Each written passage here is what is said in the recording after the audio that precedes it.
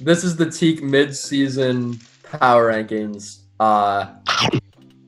and I'm very excited for this. Do we want to go top to bottom or bottom to top? I think definitely bottom to top. Yeah. Okay. Zach, you want to start on your brother then? Yeah. So, unfortunately, coming in at a unanimous number 16, we have Evan Schroeder and the LA Cloisters, who just lost to the undefeated Tickle and Lake Spirits. So, yeah, trying to think what else to say about this team that I didn't say in the last rankings. I will say I thought just for a second there that Evan might have been able to pull this win off, but he couldn't quite make it. My thing is, and I made a note of this before we decided to do this, and I was writing out power rankings, that I think is something that if I were Evan, I would start changing up. Is that he's led every single match with Azelf, and I think it's been like the exact same set every time. Oh, that's a good point, Henry. Or at least eerily similar, because I know when I prepped for him in week 4, like I watched his first 3 matches, saw he led with Azelf every time, and that was watching back the match. It's just kind of crazy how, at least and I think this was where when we talked about his match versus Brendan, I think this was like maybe just Brendan underestimating a bit, where like if you read that Azelf is the first pick, it's so easy to plan around that, because you know its first move is going to try to be to set up a stealth rock, and then after that it can usually have some kind of suicide move or like a U-turn or something. And so I think just changing that up a bit would be nice. And also it's just like he has some variability, but like he's never brought Marowak, never brought Porygon Z, and only brought Manaphy once. And like I just think that I think he has a lot that he can go off of with the rest of his team, and I think that for the future I would start trying to do that more. Also, if I remember from my notes, I don't think he's gotten a Shell Smash off on Cloister. I could be wrong, but I don't think I've seen it. I think he got one off. Nope. It just didn't lead anywhere. It just didn't lead anywhere. Yeah, I think that's one of his main offensive tools, and I think that because like Manectric, I think hasn't been doing enough work. I think he's used Intimidate well, but I don't know. Yeah, I think really the variability is key because, like you said, he's brought a very similar team pretty much every week. He's also brought very similar sets on Azelf, and he's also brought he's brought the Z Tailwind Togekiss multiple times, which is a fun set for sure, but I think not something that is going to work every week against every team. Yeah, I think it's less draft and more just like battle strategy, because I also don't think he's bad once he gets into games. Like I don't think he makes too many like boneheaded decisions. I just think it's planning a bit before would be helpful. Yeah, I would agree with that. And also he's used Wobbuffet 3 times and it's died 3 times. Oh no! And still has 0 kills, so maybe that's not working. Yeah. Try and switch it up. It's a very, very difficult Pokemon to use because it's extremely predictable, because it has 4 moves that it can use. Yeah, Definitely true. Shadow Tag makes it difficult to deal with if you bring it in on the right Pokemon that's forced to attack, that's already locked in. Mm-hmm. So yeah, I agree. Agreed. Yeah, but when you know you're facing it, you can definitely find ways around it. Yeah, without too much difficulty. Yeah, that is the main issue. So that's kind of the drawback in League format. Oh, absolutely. But, he does play me this week, so if he wants to keep the Azelf first, I would not mind.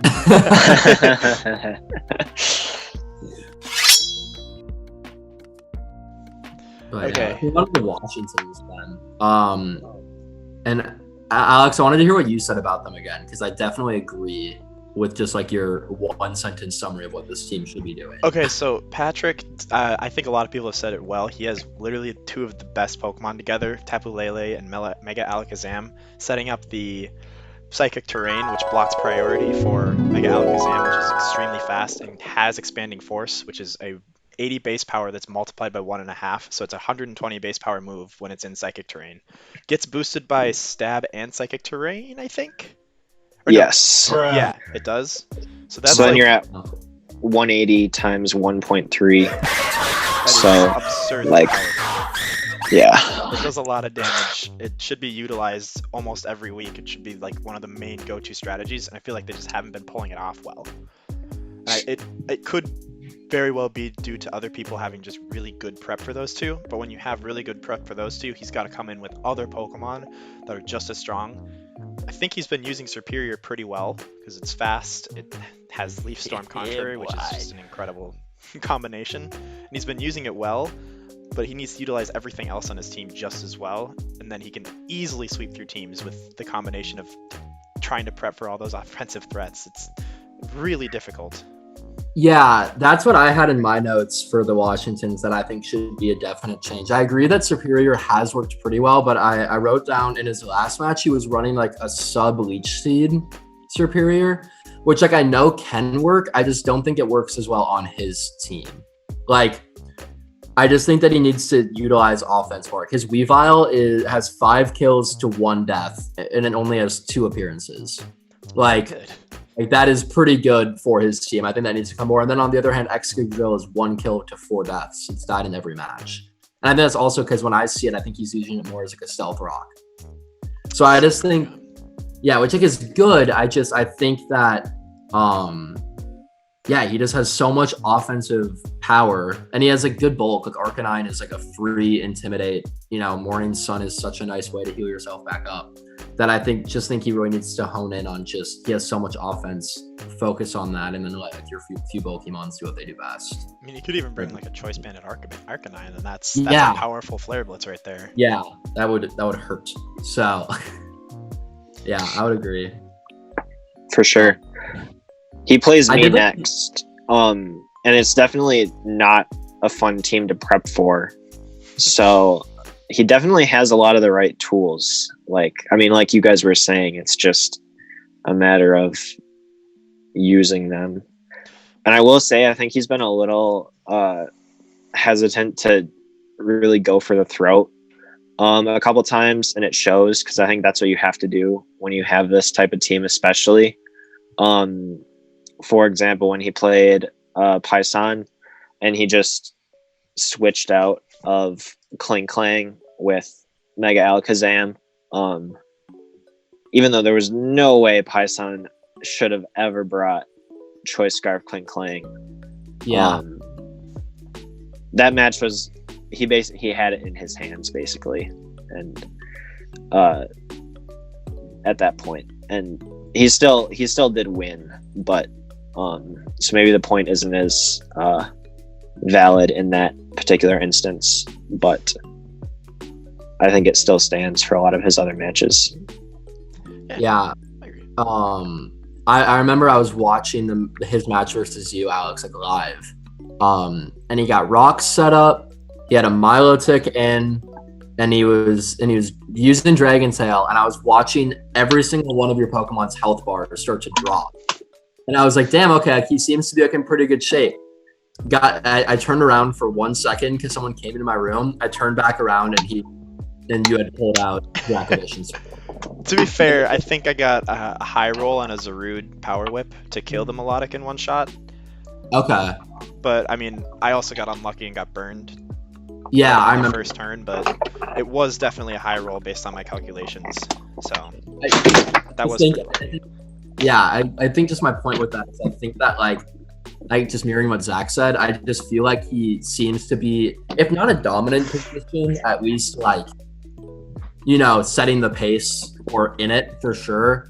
And then I feel like he makes one hesitant move, like one Dragon Tail too many, or like Zach said, like switch out when he shouldn't.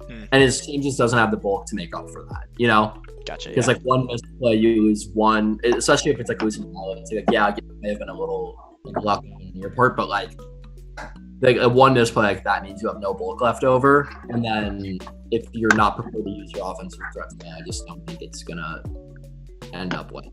I also think his team is totally different than what he's used to, because every team I've seen from Patty is usually a lot less offensive focused and more like, what is it? Oh my goodness, like between offense and defense, balance. It's more of a balanced team. He plays with a lot of bulk and like slow offense, kind of like Quinn from what I've seen. I don't know if Zach would care to confirm or deny, but Yeah, I would say that's accurate. At least he's never drafted like such a pure offensive core before. I feel like usually it's much more somewhere in the middle. just needs to find his footing with his new team. Okay, yeah, so number 14 this is Ben Schluter, the Hong Kong Bronzongs, which is still one of my favorite team names behind the Chicago Very fun to say. Cubs, Yeah. which was also Ben. So he picked up his only win in week 1 against Bobby. Which was Yeah. a hacksy match in the first place. I feel like That was Bobby's great. gotten very unlucky with hacks, but it Very happens. true. But it does happen to everyone. So yeah, what do you have to say about Ben? Like he's is he a tier 1? Is that correct? Yeah. He is tier 1. He's a Yeah. tier 1 in the bottom 3, which is not common, especially for him. He's always in the top. His team is always fantastic and Yeah. 8-2 outperforming. So Yeah. For me, especially like in my prep against him, just because I'm just coming off of beating him, I think that the thing that kind of struck me the most is I think he has a lot of pieces. I think it's just about finding a way to make them work together.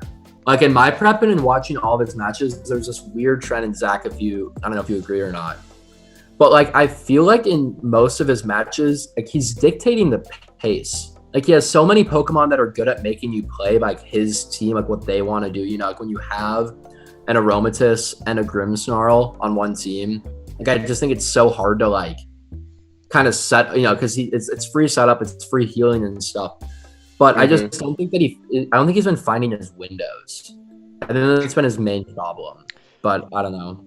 I'd say that's definitely true. Like especially if you look at like his match against me. I would say I'm just bringing that one up because that's the one that I know the best. But he definitely was very much in control for a lot of that match between Jellicent and Aromatisse. And he would have won too if I hadn't had the Trick Muck set to bring out at the end to save me. But yeah, definitely a hard team to manipulate in that way. also Como has not been working out too well. I feel like it's gotten either roared out or like phased out every time he tries to set it up. Yeah, that too. Kamalo has been way underperforming for him. Which is unfortunate because it's strong and it does do great things. We've seen it do great things. So Yeah. Yeah. I just think that it's one of those, like, I think he needs to find a better way to get in Pokemon to sweep.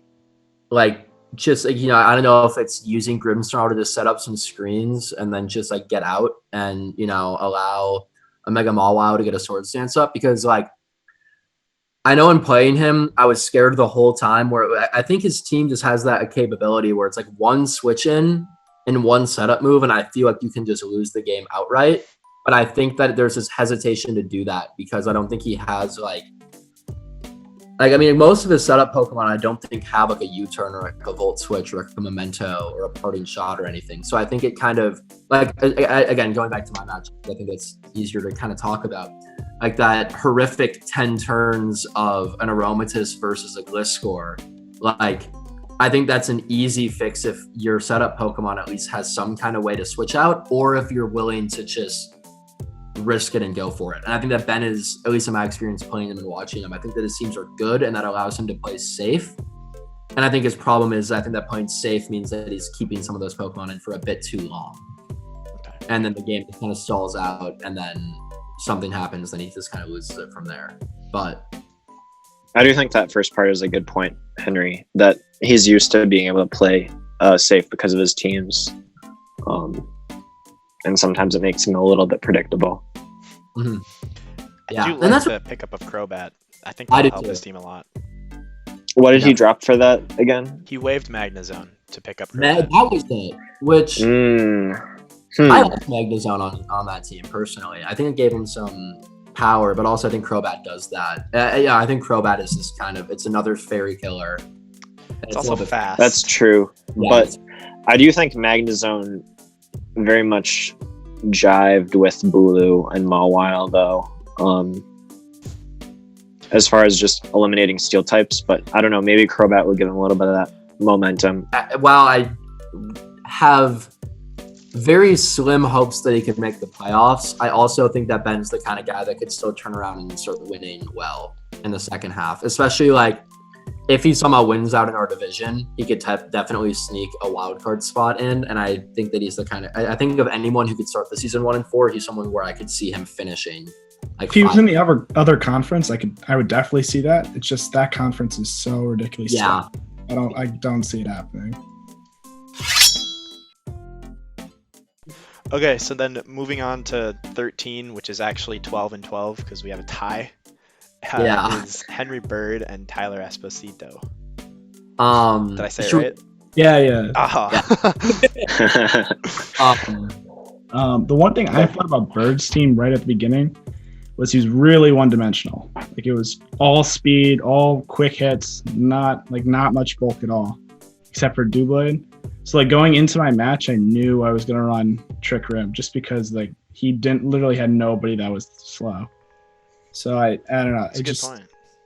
He at draft wise, I didn't think he'd do that great, but also he's changed his game plan up after week 3. It's been a little different. So I personally I like the changes he's made, and even though he's in a really tough division and a tough conference, I think he'll sneak out some wins against some people that aren't ready for him. Okay, so looking at the top 2 Pokemon on the team, Dragapult and Greninja, those, like, the team is fast. It's offensive, it's fast, and there's not much bulk to it. But the first 2 and the most powerful Pokemon on his team can do anything. Like, Greninja can be a support set, it can be a physical set, it can be a turner, it can be a high-powered offensive threat, physical or special.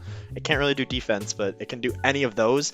And the same goes for Dragapult. It can do physical, it can do special, choice, it can do trick, or actually, does it get trick? It does. It can do trick set. It can run special, like it can run a status set, a support set as well. And I think it like those combined make it hard to prep for one or the other.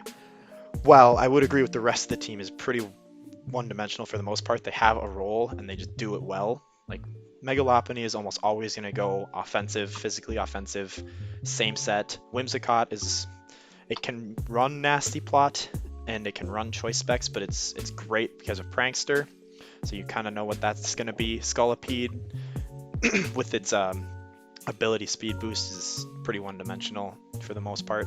It's either going to baton pass or set up for the most part. So I get what you're saying for sure, and that does make it easy to prep for a lot of the team, especially when you know how it's quick and there's not a ton of bulk.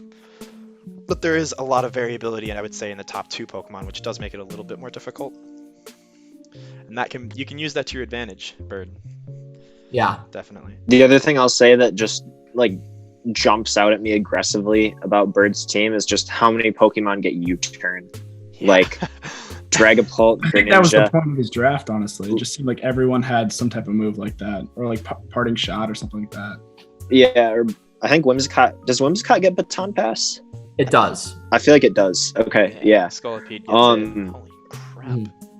So, just on that note, like the team is so fast, number one, and he has that ability to pivot very fluidly.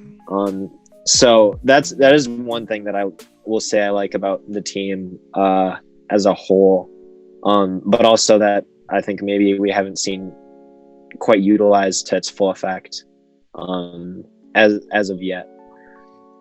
Also, running Trick Room against it was genius. Yeah. Yes, that was a good call as well. I think after that, it just came down to, I agree, utilizing the team a bit better, making less dumb mistakes was really important. I mean, again, not to shit on Evan, but like I knew going into that was like, if I lose, like the season's not looking too hot. Like I knew that was a must win. And then I went into the match versus Ben with just less overthinking and more just like, what does my team do well? Let's focus on that.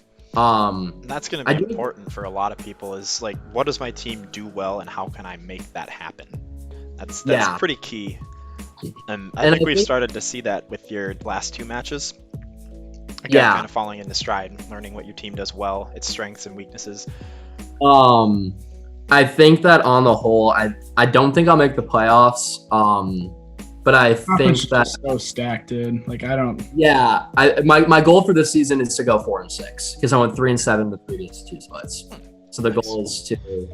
I think that's definitely reachable. I think you'll end up. Which I think it is. I think that. Yeah, I think my match versus Danny is going to be very interesting, but I'm going to kind of save talking on him until it's his turn up. I have nothing else on mine. I think my team. I'm excited for my new Switch for next week's waiver. Don't tell because it might get sniped. No, I would never.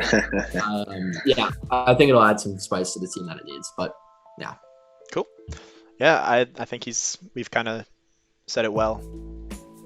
Definitely. And then the other 12th place is Espo as well. So we ranked them 12 because we had a tie and no one really wanted to change their mind. And I think the 13, 12, 11, and maybe even 10 are all really, really close in everyone's books for the most part. So, talking about Tyler's team, you had a great win the first week against. Oh shoot! Sorry, you had a great win against Henry with the Trick Room set. That was just beautiful prep. So, I think that's one of your big strengths. Is you've done very well at prepping, in my opinion. Yeah, that's what makes me kind of sad is because every week I feel like I've brought a team that can win, but I've made mistakes, I think, in every single match except for Danny's. Like, bad ones, too. Like, I never should have beaten Mike in that match. There was some terrible switches. Oh, my God. When you can't switch from Zapdos to Garchomp. Like, Ice is... I don't know what I was thinking there. But, yeah, there's been... Like going back and watching my battles, there's way too many mistakes, which like I don't know. I don't know what I'm thinking. Like I overthink stuff once I get into the battle. Like, oh, he's gonna be like, know what I'm gonna do, so I have to like do like the opposite of that. So I just gotta keep it simple. Gotcha. Yeah, that was actually one of the things I wanted to touch on. Is just I feel like you have made quite a few mistakes in matches, and it does cost you, and that's what like top tier players are gonna, if they see a mistake, they're gonna capitalize on it like that, and that's just how the game goes. You can literally lose a game off of one like small or big mistake very easily, and it's hard to like break away from that, especially the like overthinking. I do that all the time, especially in like random battles. I'll be like, I gotta predict this guy so I can I know he's gonna switch out, and then he doesn't switch out and I lose. It's like, oh, that was dumb. So I understand what you're saying. Yeah, prediction and stuff like that is such a frustrating thing because it's also so satisfying to do it and get it right, you know? Like a good prediction just feels so good, but it can also very easily lose you a game. So it's definitely a balancing act. But also for Espo, I definitely will say second what you said. Like I know you've put a lot of work into prep for all your battles. Like I've shadowed you for I think every one of your matches except your first one against Bird. Yeah. So I mean, you're definitely putting the work in. I think it's just a little being new and not being quite as experienced is hard to overcome, but you're definitely doing a great job of it so far. So I think just some of that you were touching on earlier will come with experience too. Yeah, I mean, I was just going to say, because also keep in mind, some people like me and like Tickle have been playing in the same league for 5 years at this point. So that's a long time. Yeah, it is a long time. I was going to say, you're already doing better than I did my first one. So you already have that going for you, which is amazing. Also, I have one meme comment and one serious comment. I think my only goal for this entire season is to see you make Regigigas work. I think that it would be unreal to see that somehow work out. I don't know how it would work, but like, oh my god, that'd be sick.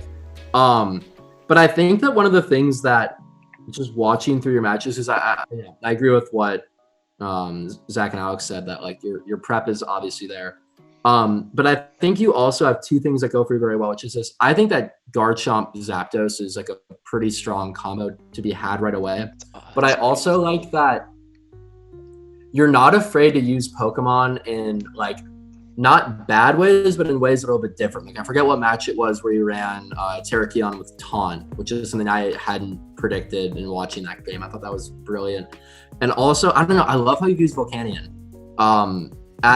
During the draft, after you picked that up, I walked over to Brendan and he was like, dude, like your buddy Antique is like doing a really good job. And I was like, yeah. And then he looked up at the screen and he went, wait, he grabbed Volcanion and he ran over to the laptop and started like berating you for it. But then I think it was muted. I forget exactly how it worked. But it's worked out better than I thought it would. I think it's a pick people haven't seen. And I think you use it well. And I think your Suicune play has been unreal. Like obviously suck, but like I just think you're using your team very well in a lot of interesting ways. So yeah, the one thing I do like about my team is I feel like it's balanced, so I can do almost like anything I want with it. So like it doesn't do anything super great, but like it's the variability like each week that's kind of nice. Yeah, it's good to have a strike a balance in a lot of cases, and in some cases hyper offense, but we'll get to that later. I feel like most of the people we've talked about, like everyone's playing pretty well. Like there's been mistakes and some errors in prep, obviously, and it's a very competitive league right now. When you think about it, almost every team has at least 2 wins, which is crazy. And there's only 4 teams with more than 3. The fact that the Mawiles are first in this division according to the math with a +1, and the Victinis are in third with a +6. I don't think I've ever seen a discrepancy like that before in terms of just right. what's going on with this division. And it flipped just from one battle too. Like yeah. Swan was just on top. He like was just looking like he was gonna maybe walk away with it, but here we are. Yeah, that was a very interesting match. I want to rant about the Mawiles for a second because I am disgusted. And for me, I think it came down to the in my just kind of prep before this. I just think that was more the Mawiles. I think it was like every team. I think it was them trying to figure out what their team does and how exactly to make it work.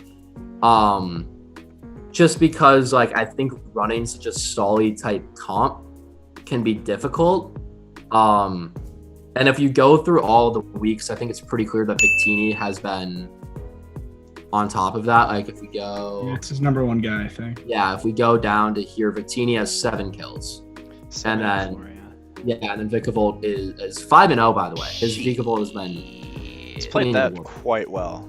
He's been playing that really well. I just think that he has this interesting team of like I think every single one of his stall annoying type Pokemon has someone else on the team that you have to be worried about. Like, you know, I don't know, if you're the Victinis and you have Zorora, which on paper should be able to one-hit KO a Toxapex, but you can switch into a Vikavolt to just tank that hit.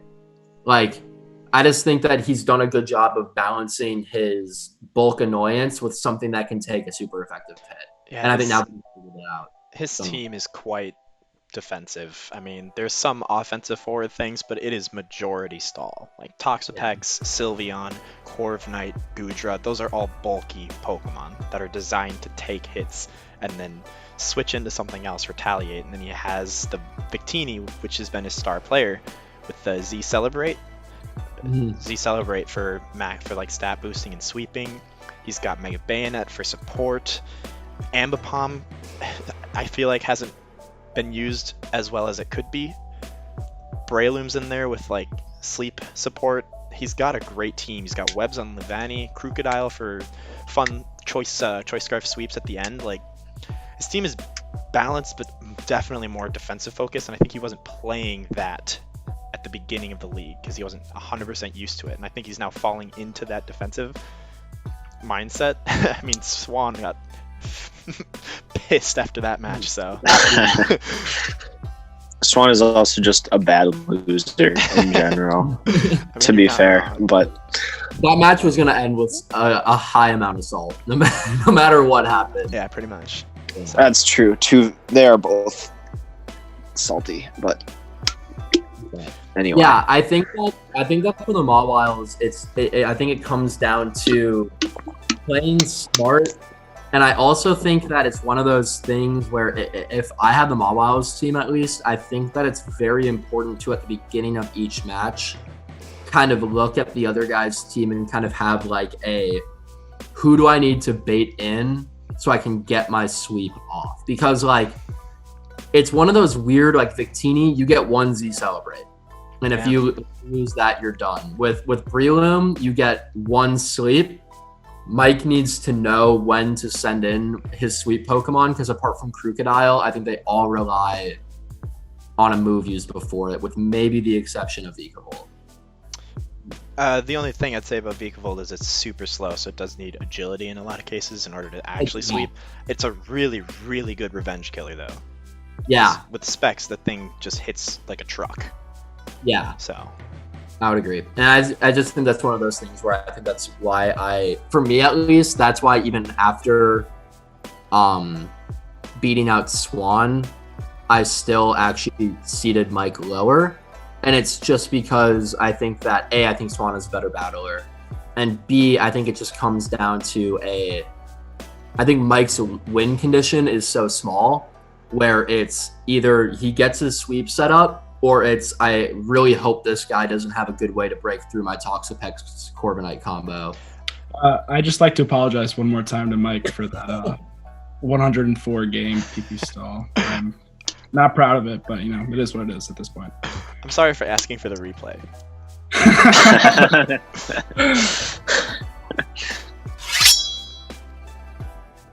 All right, so moving on to Swan, who's number 10. I'd say he's also like in this sort of group of 4 people for the most part. I don't know if you guys would agree, like they're all pretty close. A lot of these teams are really close just because they all have similar records, and there's been a lot of like back and forth between them. But most of us put Swan at 10. I was the only one who put him at 11. Just because I feel like he's had some hard losses that might not 100% be all entirely his fault, but it does come down to like at the end of the day, it does come down to some of it is your fault for making mistakes and not prepping correctly. And I say for Swan, he's playing with a team that he didn't even draft, and it's nothing like his style. So it's kind of like he's played it really well, and he's shown that Blacephalon is an absolute monster. Like that thing has done crazy work. I did not know it got flame charge, so I was a little upset when I saw that. Yeah, it really takes it makes it so much better because it can now like it doesn't rely on a scarf. It can get the boost and then from there just crush teams with 3 other moves. So I feel like it has more versatility now because you still can run that scarf trick set to screw over a bulky wall that comes in against it. Mm-hmm. And I feel like he's utilized it really, really well. Yeah, I agree. Definitely one of the best OUBs. Yeah, in my so opinion. Maybe, yeah, I was gonna say. Yeah. I'll say for Swan's team, I agree with you, Alex, that props to Swan for letting an e-girl make his team. Like fun call there. But I think that my problem, I think that Swan and Mike are kind of similar, and that I like their draft on paper, but I think both of them really rely on some kind of narrow win condition. That's why I'm really glad he picked up Haxorus like after week 1, because Haxorus can just Dragon Dance sweep, right? Like it's easy. Get it in, maybe run a choice band or a choice scarf, let it sweep, let it do its thing. But other than that, you're looking at, and same with Scyther, I like that pickup too, but like, other than that, you're looking at like, your core of like damage is hoping that Melmetal can get set up. and do a fuck ton of damage with maybe an NDD setup for Trick Room. I feel like Shaman works best with some kind of setup. I think Zorora kind of can. I just think it's like, it's either I hope this one Pokemon will come in and just manage to sweep through an entire team, which Last Phelan has been able to do. But I think that you need more support behind it or other ways to win matches. And I don't think Swan's found that yet. Zeraora is a very interesting Pokemon because it's really fast from what it's very fast. And Plasma Fist is a great move.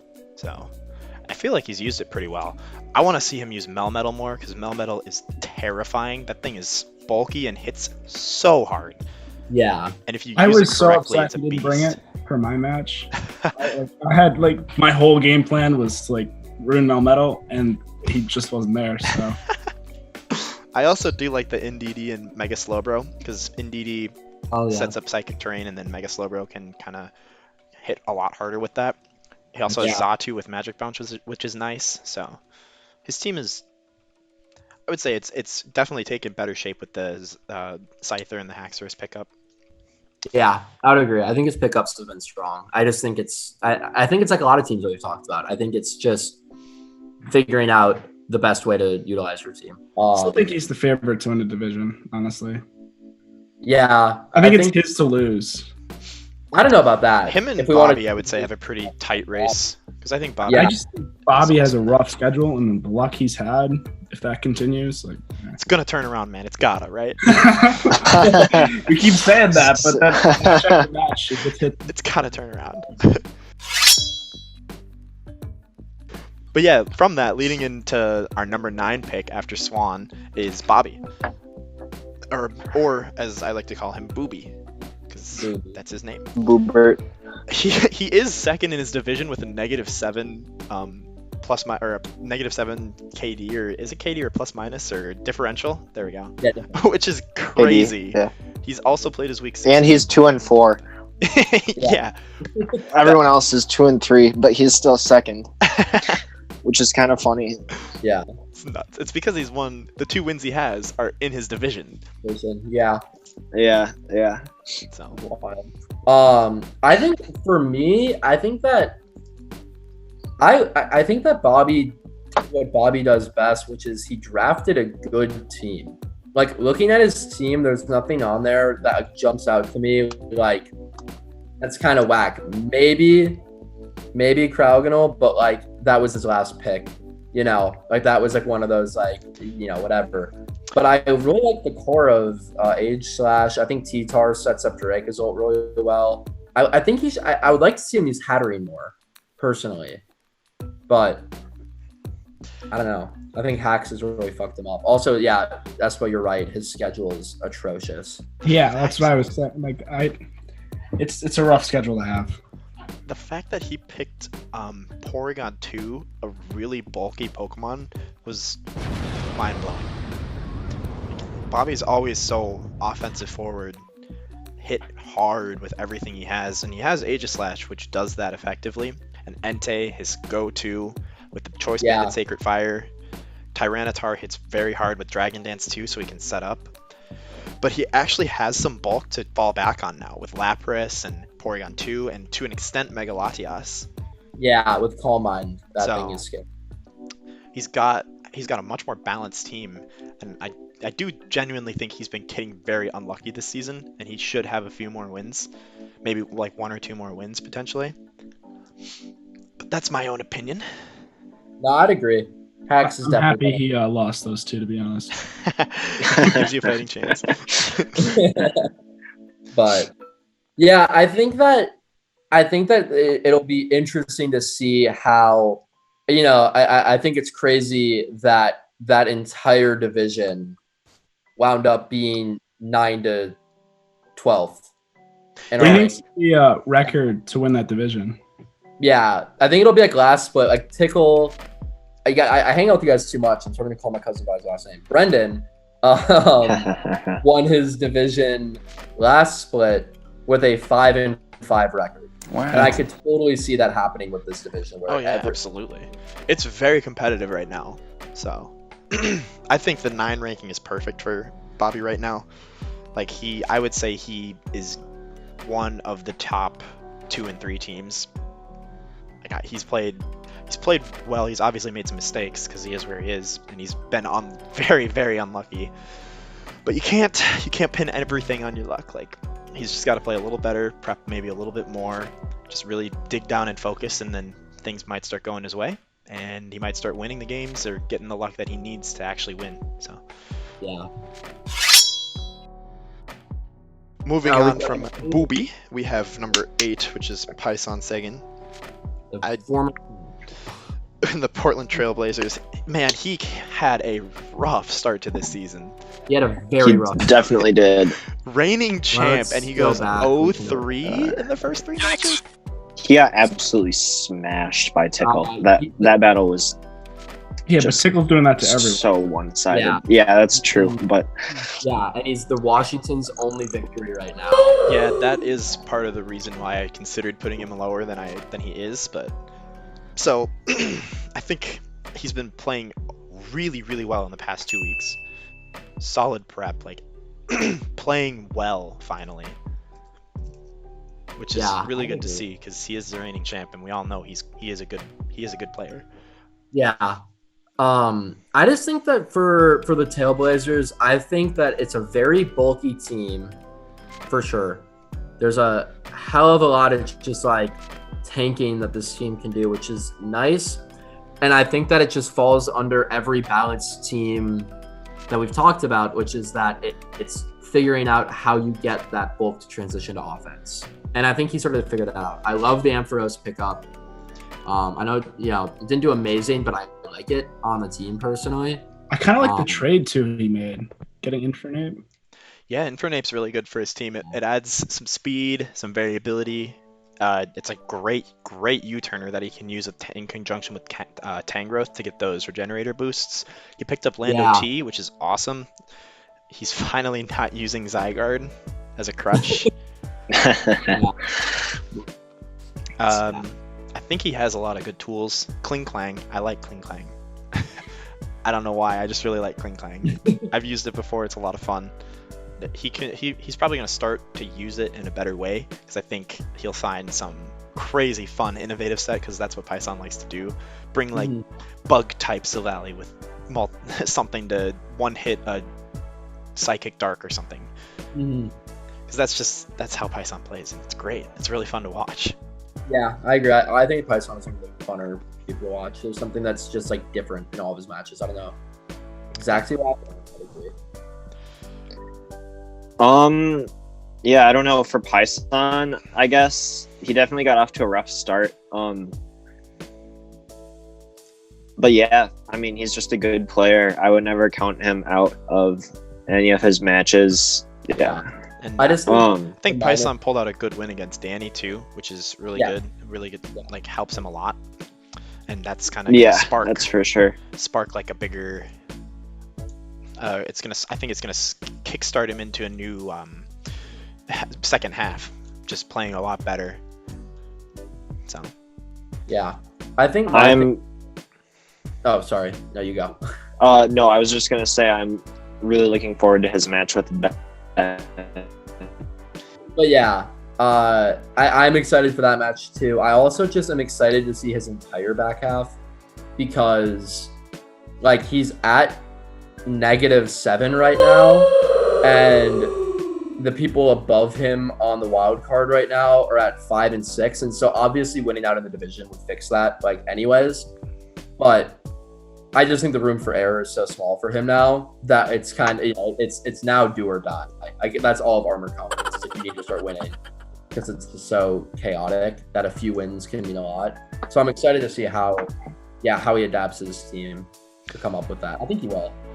I still think he'll make the playoffs, in my opinion, but I think it'll be close. Yeah, I would agree. All right, so moving on to number 7. We have Danny and the Buffalo Bisharps. Also a great team name. I feel like the team naming has been really good. So. Yeah, let me get down to his team. I love his team. That's the first thing I want to say. Oh, you touch my tra-la-la. Coco is scary. It's nice and fast. Kangaskhan has some bulk and some great offense. Mew is just Mew. It Yeah, can learn yeah. pretty much anything.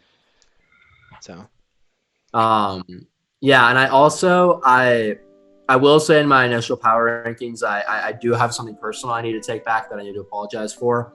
I made a comment in it where I said I don't know how much I trust his follow up, and I was like, I mean, he has Tapu Koko, but the only thing he can follow it up with is Luxray. I don't know how that will turn out, and his Luxray is 5-1. Yes, my words in terms of I think he just uses his team really well. I'm curious to see if he'll sub out a Regirock or a Cacturne just because he hasn't brought them.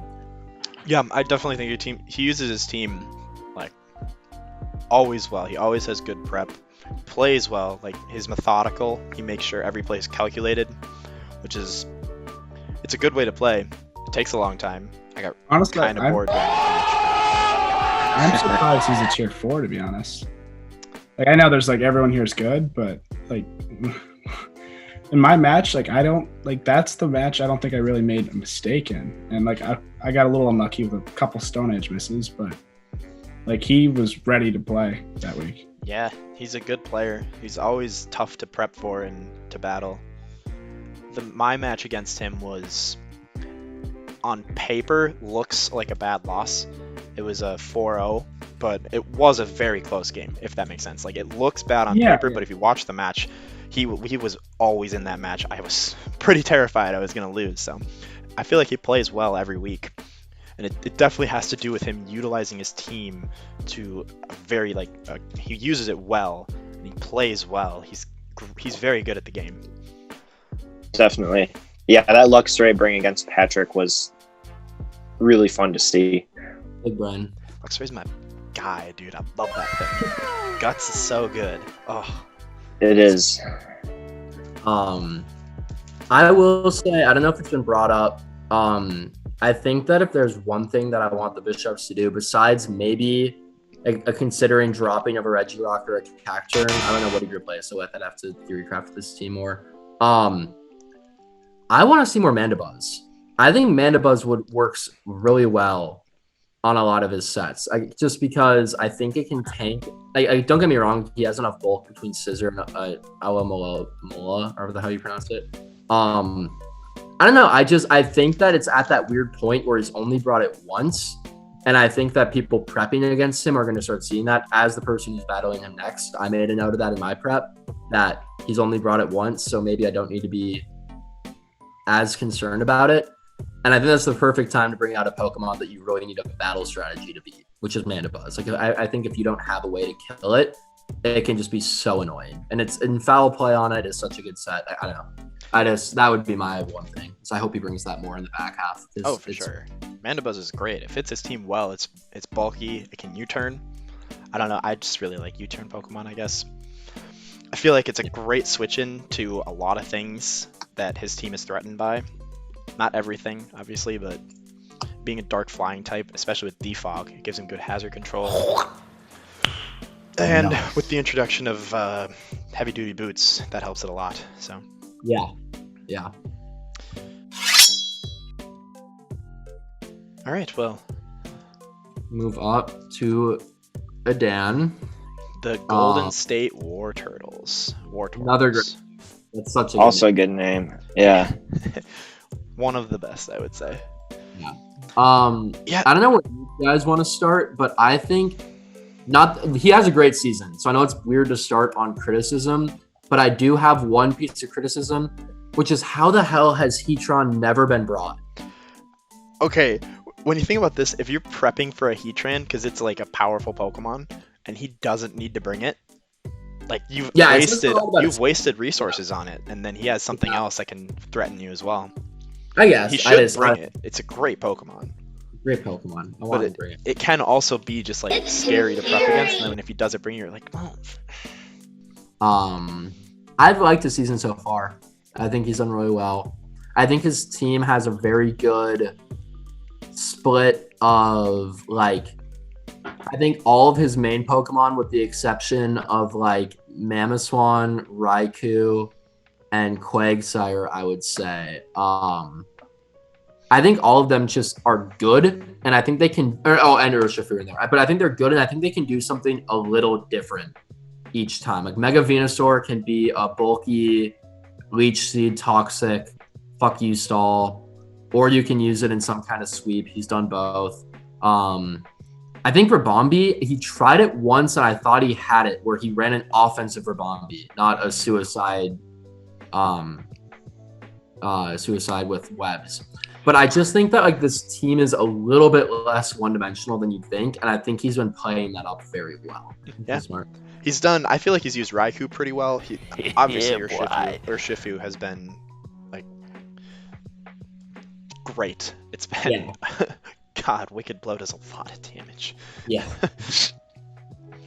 But I think Dan has been playing really, really well. Like, look at his losses. He's lost to Brendan, like one of the best teams, and Quinn, and he's beaten Nando as well. Like, his wins are quality wins, and his losses are against really good opponents. I feel like he's brought heat every time. He's always competitive. Maybe not against Tickle, but I don't think anyone's really been competitive against Tickle yet. So, and he is in a very difficult division for sure. Yeah. But I just with Dan, I bring it up as a meme, and it's just one of those things where it's like I think the last two splits, Dan should have made the playoffs, but a combination of showing up to a match incredibly high, like just literally that he did that one time, and then bringing Moonlight on Tapu Fini last split. And that was literally the difference between him making the playoffs and not making the playoffs in both splits. Those losses really cost him. God, and the so Moonlight on Fini was so funny. That was so funny. Where it's like, I mean, why doesn't it get it though? It I don't know. Really makes sense. It makes no sense. When he said that, I was like, yeah, it should get it. Like, it's silly that it doesn't, but yeah, I just think he has a balanced team. I'm scared of him bringing Gengar and using Z Hypnosis. Like, that is always a threat that he just has. And then he's never brought a Heatron, so you have no data to go off of how he would typically use it or what like he prefers on sets and stuff. I just think that he's kept a lot of cards close to his chest, and when you can go 3 and 2 and hide what you really want to be doing, or maybe start figuring out what your team does best, I think he's really well set for the second half of the split. I will say he's in a really tough spot though. Now that he has lost to Quinn, he's fallen out of the wild card, at least for now. Yeah. Do we? For All right. sure. I definitely would.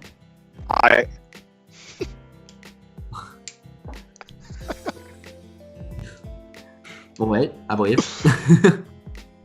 Any second now. We believe. I think that when we're looking at his team, let me go back to that. I think one of the things that I like most about it is like I think his 3 bulkiest, right? Heatron, Mega Venusaur, and Quagsire, right? Mm-hmm. And I mean Tapu Fini, I guess if you go in there too. I guess it says 4. That is like that. Really, really good Fire Water Grass core. It's a really good core. Each one of those ones, I think that Earthquake is the only one of those that like covers, or I should say Ground is I think the only type that covers 2 of them pretty well in terms of covering Heatron and Venusaur.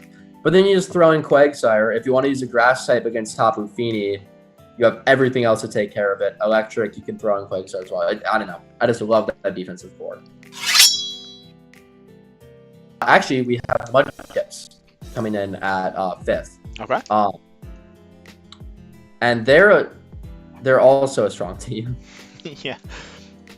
Mega Metagross is terrifying. Landorus Eye is terrifying. Barraskewda is terrifying. Claydol was a great pickup for his team. Yeah, when he brings out Claydol, I think it's gonna pop off. I don't know why. I think that Claydol is gonna put in some kind of work whenever it shows up. Oh, for sure. It's a great Pokemon. He also is, like you were saying, Mimikyu, which is terrifying, and then Thunderous T is powerful as all hell. Like, it's Nasty Plot, I'm pretty sure too. So. Yeah, it does. I also really liked the Miltank pickup, not only because I love Miltank. I was planning on drafting it, and then he took it, so I was upset about that. Aww. But I've been running this in OU. Miltank gets Sap Sipper, and I think that's really slept on in terms of like grassy terrain comps I think for the most part are physical based, right? With Boo and Rillaboom and just how they generally work, or some kind of stall with physical defense. And being able to run Miltank Sapsipper can just shut that down perfectly. I don't know if that was his game plan when he drafted it, or if he just wanted to free Stealth Rock with Milk Drink and Curse and just generally be annoying. It's also good against Dan with Mega Venusaur. So yeah, and that's what I was gonna say, is that I think that while we're not doing playoff predictions, I put the Mudkips higher not only because they have more experience being a former champ. We want to talk about it being reliant on Solgaleo, or what's it called? What was his? Solgaleo. Solgaleo, yeah. Even if we ignore that as being a big reason for why he won a split. So like he's good. And I think his team just is better in the head-to-head versus the Wartotles and versus division opponents. I think the Wartotles are better if they make the playoffs, but I think he just drafted really well for that. He has almost the equivalent of Solgaleo in Mega Metagross. Same type, high attack, high speed. Like he's got his his strong Psychic Steel type. I actually have to go, so I guess my analysis will stop here. Sorry, I'm getting picked up. So, this was fun. Go Teak, Rush Teak. Yeah. I guess just as I wanted to say it, Brendan, if you don't go undefeated this season, I'm going to be very disappointed in you off of your start, and that's where I'll leave that. Well, now that he's gone. God, I hate that guy. Okay. So let's move on from Quinn.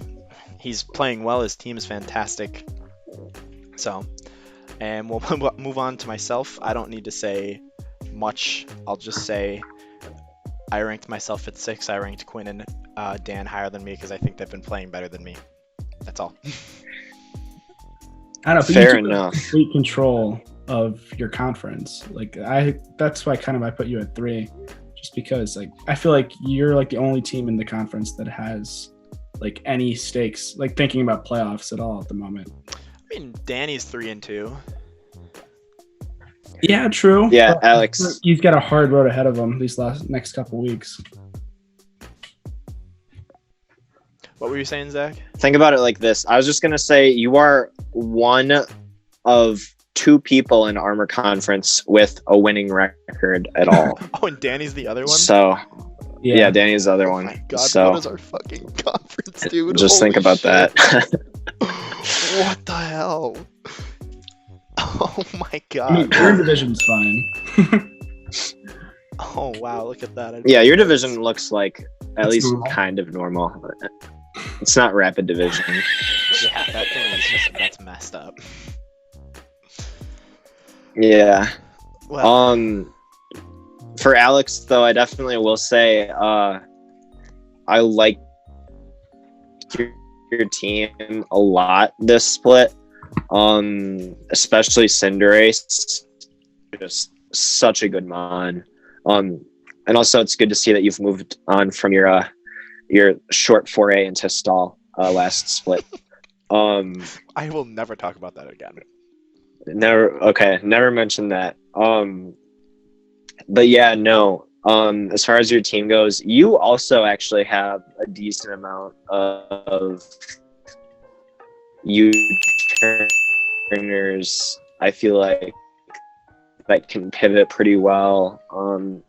And also play around with Wish on Kamala, which is nice. And you have a really Firewater Grass core, and Dracovish in the 3rd round was absolute. Yeah, that was a steal, getting Dracovish in the 3rd round, I will say. For sure. Just such a ridiculously hard-hitting mon with Vicious Rend. I think it's top of my team too, so. And Python, Zarude is a great mon. You know it's true. Yeah, Zarude, I was surprised. I did not realize how good it actually was, but yeah, this thing it's got what attack does it have? It's 120. It's got 125 attack. Okay, wow, so yeah, even higher. And it's at least, I think it's 105 speed, isn't it? Yep. Which is kind of a nice speed tier to be at. As long as you're over 100. To have a kill with every single one of your mons, which is, I think that's impressive. Oh, also, I totally Yeah, forgot, look but at that grab locked set that you brought to kill Toxapex. It was Toxapex, wasn't it? Yeah, it was. Okay, that was fun. I enjoyed watching that a lot. All right. Well, let's move on then to number 3, which is our resident Zach. And I'm really happy you didn't Indeed. change your name on the spreadsheet, by the way.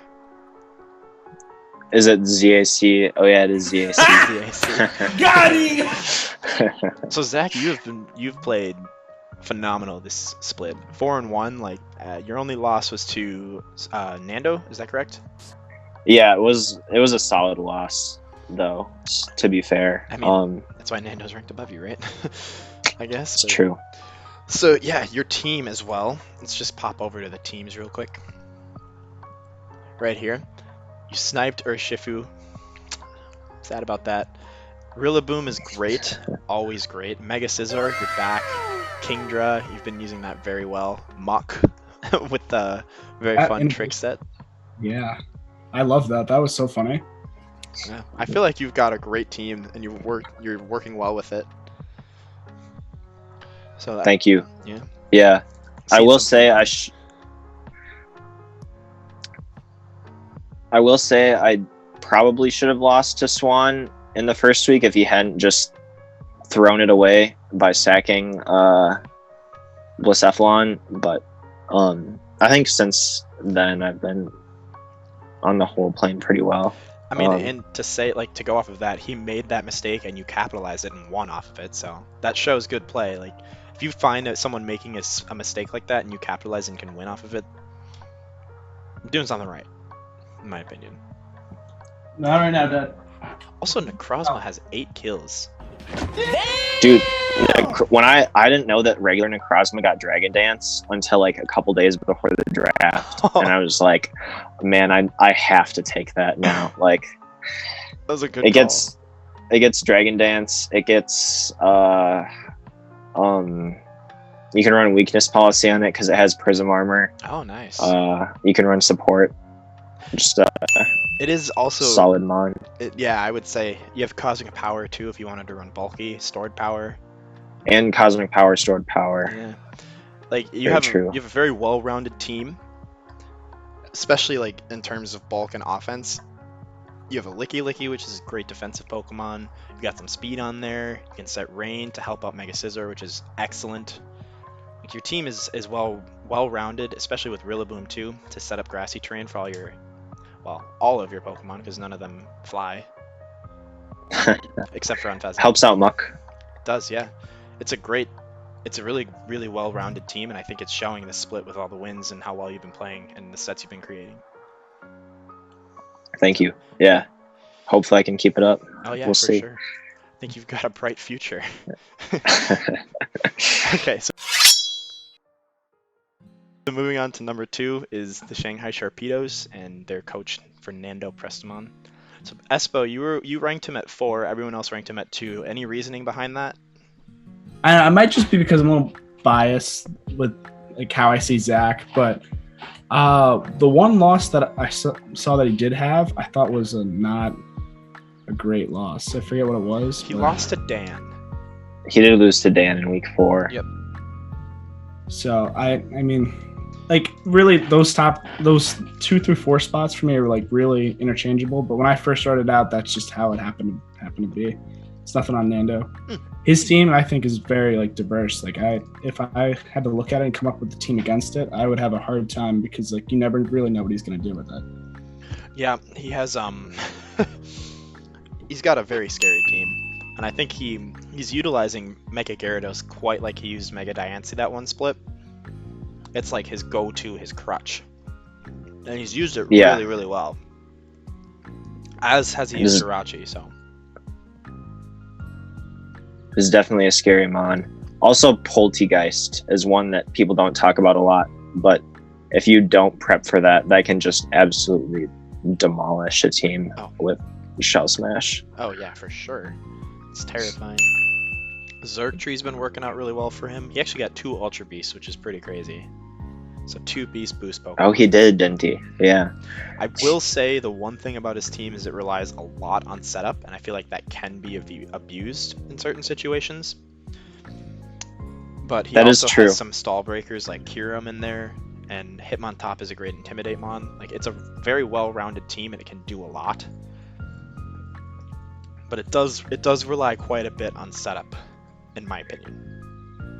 I would agree. The two, not to rag on Nando because he is a really good player, but the 2 small knocks I would give him is, one, he drafted Kyurem 4th, which I think was worthwhile because now to get Dragon Dance, it is very good and very versatile. And I think I played pretty well with it last split, which I was happy with, but he hasn't brought it once. Yeah, he hasn't. And Yeah, that thing is which is terrifying. a little unfortunate to see, especially for a 4th round pick. But I don't know, maybe he just feels that it hasn't been the mon for the game in his matches. Saving it for more like a playoff match or something, right? Yeah, that's true. There is something to be said for that as well, as saving You a don't want couple to show your trick best sets time for during the regular- playoffs. Yeah, maybe that's what he's gunning for. I mean, he's 4-1, playing well. His only loss is to Dan, who's also a good player, and he did beat you, Zach. So And he did. he plays me next week, and I'm really, really excited. That will for be the a good match. It's gonna That be a will lot be a of good fun. match. I'm quite excited. Nando's playing great. He's only lost once, and it was close, and I feel like he's utilizing his team really, really well. I think he's found his second Mega Diancie, which is good for him because I know he loved that thing. I don't remember what did. split that was, but It was a while. It was like 2 years ago, maybe. okay. Gotcha. Yeah. All right. So should we Yeah. move on to number 1? The unanimous number 1, no Brendan surprise, Tickle, is the Brendan Tickle. Yeah, pretty much on track to absolutely run away with his division and snag the number 1 seed for playoffs in Crown Conference. He's he's playing so. He is so good. He What is. I love about him is like none of his Pokemon like ever die. Like it's just It is methodical, I would say. Like he knows exactly what to do and when to do it. I mean, look at his Methodical team. is a. He hasn't even used our Manitan yet, and that's like a really hard-hitting fire type. Oh yeah, has he brought Ninetales yet? Nope. Huh. So he hasn't brought Sun yet. He also has 3 Pokemon that have no deaths, and he has 2 Pokemon with no deaths and 4 appearances. another one with 3. That's ridiculous. Yeah, so that's 3 Pokemon really close to the Nuzlocke. I mean, I don't really think he's had a match that's been close. Maybe Quinn's, but I feel like he was in control of the game the entire time. His team is just perfect. It works so well together. Starmie is I think he said it really well in his video. Like, it's just underrated. No one really thinks about it. It's strong. It gets rapid spin. It's already fast. It has 2 great types. Volcarona. Especially, I think, Analytic is such a good ability for Starmie too. Mm-hmm. Or it is Analytic, isn't it? I think it's Analytic. Yeah. Yeah. But it's plus 30% if the other Pokemon moves before you or switches out. Yeah. Which means it just ends up hitting like a truck on so many switches, even on a resisted hit. Yeah. It's nuts. Which is fun. Also, Yeah.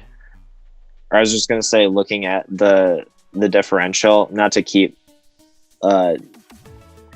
inflating Tickle's ego, but his differential is the same as the next 2 highest differentials put together. Oh my goodness. I didn't notice that. That is insane. Yeah, which is he's won every match, I would say, relatively easily. That was easy. yeah. Yeah. It's I don't about know. all there is to it. Honestly, he's just kind of been dominant. Yeah. Don't let it get to your head. Or do Or do. No Nuzlocke. for the rest of us. Yeah. And maybe we'll get a Miracle on Ice moment. Maybe. Maybe. I play in week 10, so I'm looking forward to that. Oh. That should be a fun match. I hope so. Alright, well, we'll probably upload this sheet, I would say. Or just send it to everyone so they Perfect. can see it. And yeah, do you guys have any like final remarks? Playoff predictions? Champion predictions? I'll refrain from that for now. Alright. But yeah, this has been fun. Yeah, good luck to everyone in their back half of the split. Keep playing well. Keep making fun sets. It's really enjoyable to watch. Keep making fun sets. Yeah.